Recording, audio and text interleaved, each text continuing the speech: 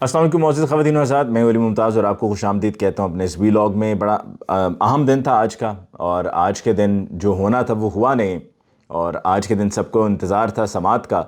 کہ supreme court of Pakistan میں سماعت کیا ہوتی ہے۔ بہرحال جی سب کے ذہن میں ایک سوال ہے، سوال یہ ہے کہ کیا ہوگا، کیا ہونے جا رہا ہے۔ تو میں آپ کو بتاؤں گا کہ کیا ہوگا اور کیا ہونے جا رہا ہے۔ آپ کو یاد ہوگا کہ اب سے کچھ ماہ پہلے میں نے آپ کو بڑا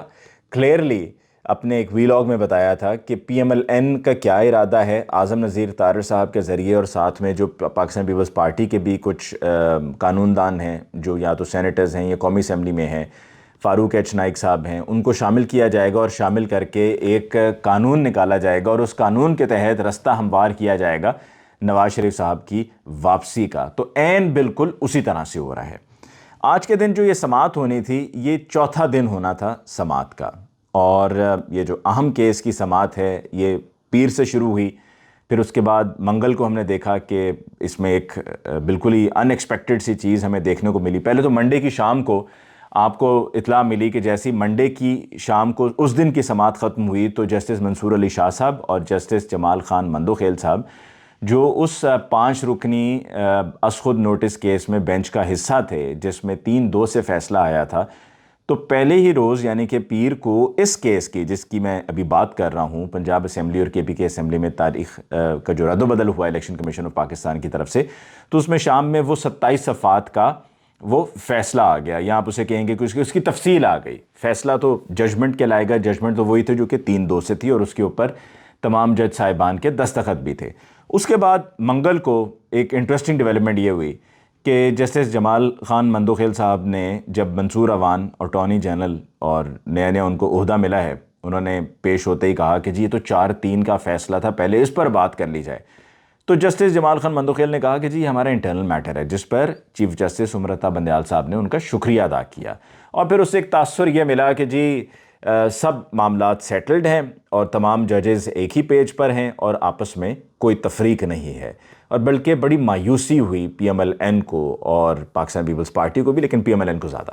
اچھا، پھر اس کے بعد آ گیا جی تیسرے دن جسٹس جمال خان مندوخیل صاحب کی طرف سے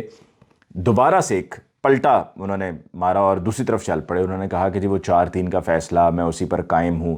یعنی کہ انہوں نے ایک دفعہ پھر وہی کہانی سنانا دوبارہ سے شروع کر دی۔ اس سے پہلے آپ کو پتہ ہے کہ جب وہ از خود نوٹس کا کیس تھا تو جسٹس عمر عطا بندیال صاحب، جسٹس منیب اختر صاحب، جسٹس اعجاز الاحسن صاحب، جسٹس مظاہر علی اکبر نقوی صاحب، یہ سب ایک طرف ہمیں دکھائی دے رہے تھے۔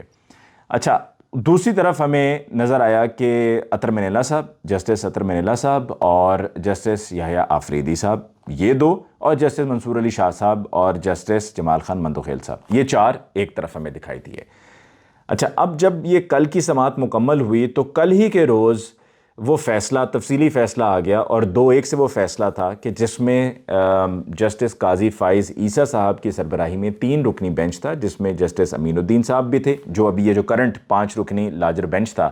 اس کا وہ حصہ بھی تھے، اور تیسرے جج تھے جسٹس شاہد وحید صاحب جو کہ بڑے قابل جج ہیں، اور ان کی جو شہرت ہے اور ان کا جو کام ہے وہ بولتا ہے، اور یہ ان ججز میں سے ہیں کہ جو میں وثوق سے کہہ سکتا ہوں کہ باقاعدہ تیاری سے آتے ہیں اور اپنے کیس کو باقاعدہ سٹڈی کر کے آتے ہیں، and he is a dead honest man. تو یہ 3 رکنی بینچ تھا جس میں جسٹس قاضی فائز عیسیٰ صاحب نے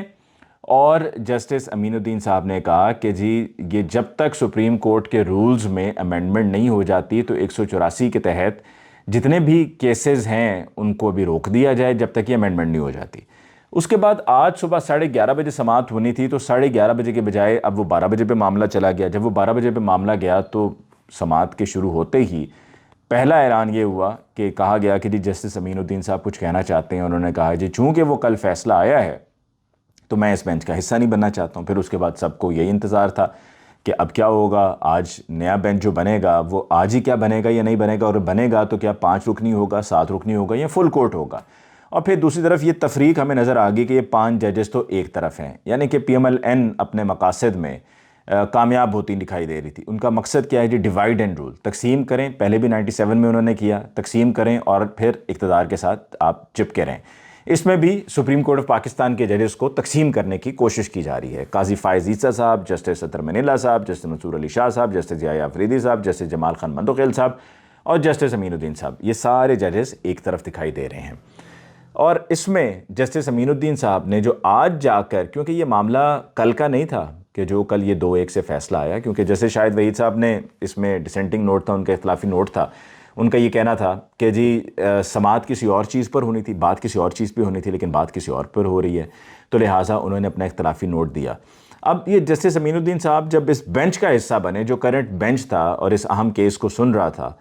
تو اس وقت وہ نہیں بولے، اس وقت تک وہ خاموش رہے، جبکہ یہ شارٹ آرڈر وغیرہ تو پہلے آ چکا تھا، یہ پہلے بھی اس کے اوپر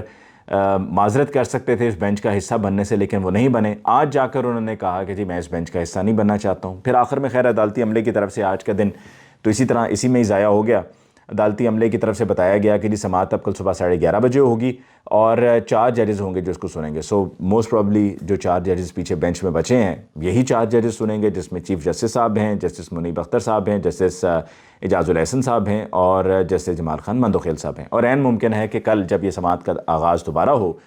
تو کل نہیں تو پرسوں، وہ ٹائمنگ آج کل بڑی میٹر کر رہی ہے، کیونکہ دیکھیں نا پہلے دن جو بات ہوئی، پہلے دن کی سماعت کے آخر میں جسٹس جمال خان مندوخیل اور جسٹس منصور علی شاہ کی وہ ڈیٹیل آ گئی، ان کی تفصیل آ گئی 27 صفحات پر، وہ ہو گیا۔ پھر اس کے بعد کل جب یہ سماعت ہوئی مکمل تو اس کے بعد پھر یہ دوسری قاضی فائز عیسی صاحب کا جو 3 رکنی بینچ تھا، اس کی ڈیٹیل سامنے آ گئی، اور آج پھر جسٹس امین الدین صاحب نے کہا جی میں اسٹیپ ڈاؤن کر رہا ہوں۔ تو روز کچھ نہ کچھ ہو رہا ہے، سو ہو سکتا ہے کہ کل ہی نہیں تو 1-2 روز کے بعد ٹائمنگ دیکھتے ہوئے جسٹس جمال خان مندوخیل صاحب بھی کہیں کہ جی میں اس بینچ کا حصہ نہیں بننا چاہتا ہوں، پھر بینچ جو ہے وہ ٹوٹ جائے گا۔ اور جب یہ بینچ ٹوٹتا ہے تو کیا ہوتا ہے؟ سب سے بڑی بات، وقت ضائع ہوتا ہے، وقت برباد ہوتا ہے۔ جتنی سماعت ہوئی ہوتی ہے اور جتنے دلائل پیش کیے گئے ہوتے ہیں وہ سب ایک دم وائپ آؤٹ ہو جاتے ہیں، کیونکہ پھر وہ نیا بینچ ہوتا ہے اور وہ نئے بینچ کی وجہ سے سماعت دوبارہ سے فرام زیرو شروع ہوتی ہے۔ لیکن چونکہ اس میں جسٹس امین الدین صاحب کے جانے کے بعد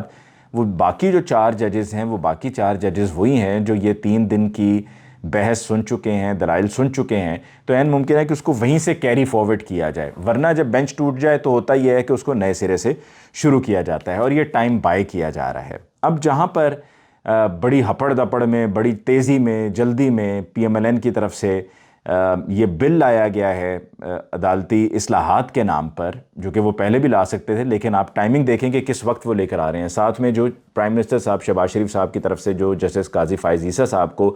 ریلیف دیا گیا ہے، جو ان کے خلاف پینڈنگ ریفرنس تھا اس پہ، وہ 1 سال تک انہوں نے ریلیف نہیں دیا، اب جا کر دیا، تو اس کی جو ٹائمنگ ہے وہ ٹائمنگ اس کو مشکوک بنا دیتی ہے۔ اور جو یہ بل لائے گئے ہیں عدالتی اصلاحات کا، جس پہ اعظم نذیر تارڑ صاحب بڑا فخریہ کہہ رہے ہیں کہ جی ہم نے تو یہ وکلا اور بار کی بڑی یہ ڈیمانڈ تھی، ہم نے ڈیمانڈ پوری کر دی ہے، تو ڈیمانڈ آپ نے پہلے کیوں نہیں پوری کی، آپ کو جا کر ابھی کیوں ڈیمانڈ یاد آئی؟ اس وجہ سے کہ اس میں آپ کی میلافائڈ انٹینشنز ہیں، آپ کی بدنیت ہی ہے، اور بدنیتی بھی مبنی یہ بل لایا گیا ہے۔ فوری طور پر آپ نے یہ قومی اسمبلی میں لائے، فوری طور پر آپ اس کو قائمہ کمیٹی میں لے کر گئے، فوری طور پر پھر اس کو لا کر دوبارہ اس میں ایک ترمیم بھی کی گئی، اور وہ آپ نے محسن شاہ نواز رانجھا صاحب کے ذریعے کرنی تھی، لیکن پھر وہ محسن داوڑ صاحب کے ذریعے ترمیم کی گئی، اور اس ترمیم کے ذریعے آپ نے یہ شامل کر دیا کہ جی پہلے بھی ماضی میں بھی جتنے بھی از خود نوٹسز ہیں اس کے اوپر بھی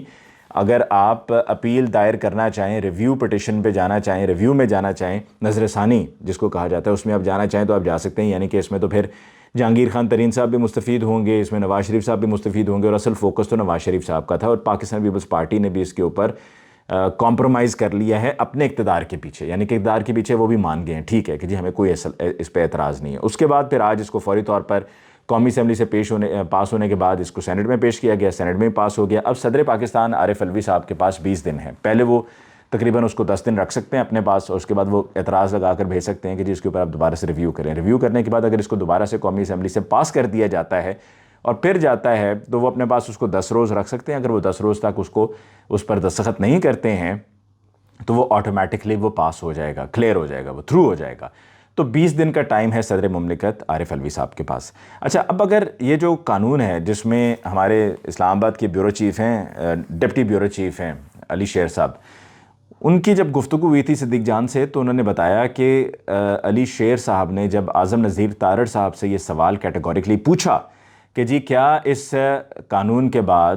کیا جو ماضی میں جتنے بھی ہیں لوگ کیا وہ بھی اس میں اپنی ریویو دے سکیں گے، تو انہوں نے کہا جی بالکل دے سکیں گے، تو اس میں ظاہری بات ہے نواز شریف صاحب اس سے بینیفٹ کریں گے۔ اور یہاں پر پاکستان تحریک انصاف بھی جو گزشتہ سال 7 اپریل کو وہ بھی از خود نوٹس تھا، 5 رکنی بینچ تھا وہ بھی، اور اس بینچ میں بھی جو جج صاحبان تھے وہ یہی جج صاحبان تھے جس میں منیب اختر صاحب بھی تھے، اعجاز الاحسن صاحب بھی تھے، چیف جسٹس عمر عطا بندیال صاحب تھے، جسٹس جمال خان مندوخیل صاحب تھے. یہی جج صاحبان اس بینچ کا حصہ تھے جو کہ 5-0 کا وہ فیصلہ آیا تھا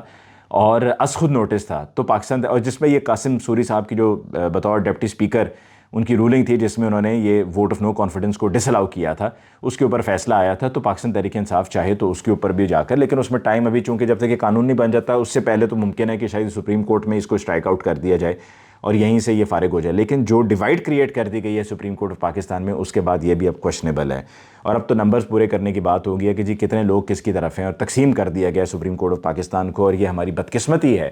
کہ ہماری پارلیمنٹ سے یہ سب ہو رہا ہے. بدقسمتی ہے کہ ہماری یہ جو رولنگ ایلیٹ ہے، جو ہمارے سیاستدان ہیں، وہ اپنے سیاسی مفادات کی خاطر ہمارے سپریم کورٹ کو انہوں نے داؤ پہ لگا دیا ہے، سپریم کورٹ کی ساکھ کو داؤ پہ لگا دیا ہے اور آئین اور قانون کے ساتھ کھیلا جا رہا ہے، کھلواڑ کیا جا رہا ہے. یہ ہماری بدقسمتی ہے اور ہم یہی دعا کر سکتے ہیں کہ اللہ تعالیٰ ان سب کو ہدایت دے. لیکن سپریم کورٹ پاکستان میں پاکستان تحریک انصاف بھی ریویو میں جا سکتی ہے اور اس معاملے کو لے کر دوبارہ سے کہہ سکتی ہے کہ ٹیک اپ کیا جائے. ساتھ ہی ساتھ جیسے کہ میں نے آپ کو بتایا کہ قاضی فائز عیسیٰ صاحب کو کوشش یہ ہے کہ کسی نہ کسی طریقے سے تقسیم اتنی بڑھا دی جائے کہ قاضی فائز عیسیٰ صاحب کو ستمبر کی بجائے ابھی فوری طور پر عمر عطا بندیال صاحب کی جگہ چیف جسٹس آف پاکستان بنا دیا جائے. یہ وہ کوشش ہے جو PMLN کرنا چاہتی ہے اور نقصان یقیناً ہمارے ملک کا ہے. یہ آئینی معاملہ ہے، قانونی معاملہ ہے اور عوامی معاملہ ہے، کیونکہ عوام نے اپنا ووٹ کا حق استعمال کرنا ہے جس سے PMLN گھبرا رہی ہے اور ان کے پاس کوئی جواز نہیں ہے. کیونکہ اگر ان کے پاس کوئی جواز ہوتا تو وہ کوئی دیکھیں نا کیا جواز بنتا ہے کہ ابھی آپ اپریل میں کہتے ہیں کہ آپ کے پاس پیسہ بھی نہیں ہے، آپ کے پاس سیکیورٹی بھی نہیں ہے، تو آپ کے پاس جا کر حالات، آپ کے پاس کیا پیمانہ ہے کہ جس سے آپ یہ کہہ سکتے ہیں گارنٹی کے ساتھ کہ اکتوبر میں 8 اکتوبر کو جا کر سیکیورٹی بھی ہوگی، پیسہ بھی ہوگا، سب کچھ ٹھیک ٹھاک ہو جائے گا، کوئی دہشت گردی نہیں ہوگی، سب امن ہوگا. آپ کیسے کہہ سکتے ہیں؟ یہ تو سب صرف ایک وہ مفروضے ہیں اور یہ مفروضے ہیں اور انہی مفروضوں کو ابھی بنیاد بنا کر اگر اس میں سے اس آزمائش میں سے PMLN گزر جاتی ہے تو انہی مفروضوں کو بنیاد بنا کر اکتوبر کے قریب پہنچنے پر بھی الیکشنز کو مزید آگے دھکیلا جا سکتا ہے، مزید اس کو تاخیر کا نشانہ بنایا جا سکتا ہے. اور مریم نواز صاحبہ آئے روز اپنی آڈیوز اینڈ ویڈیوز کے ذریعے جج صاحبان کو انڈائریکٹلی نہیں ڈائریکٹلی تھریٹ کر رہی ہیں کہ جی یہ ہو جائے گا اور ایک اور کوئی نہ کوئی ویڈیو اور آڈیو آ جائے گا. اگر خود ڈائریکٹلی نہیں کہتے ہیں تو جو ان کے ساتھ ان کے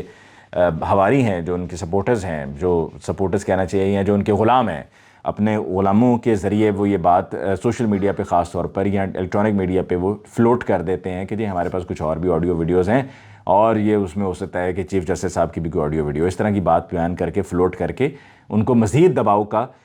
شکار کیا جاتا ہے. تو بہرحال اب کل کا دن مزید اہمیت اختیار کر گیا ہے. جیسے کہ میں نے کہا اہم بات یہ تھی کہ جسٹس جمال خان مندوخیل بھی ان مائی اوپینین یہ بینچ سے یہ بھی ڈراپ آؤٹ کریں گے، کہیں گے کہ جی میں بھی اس بینچ کا حصہ نہیں بننا چاہتا ہوں. جسٹس امین الدین صاحب نے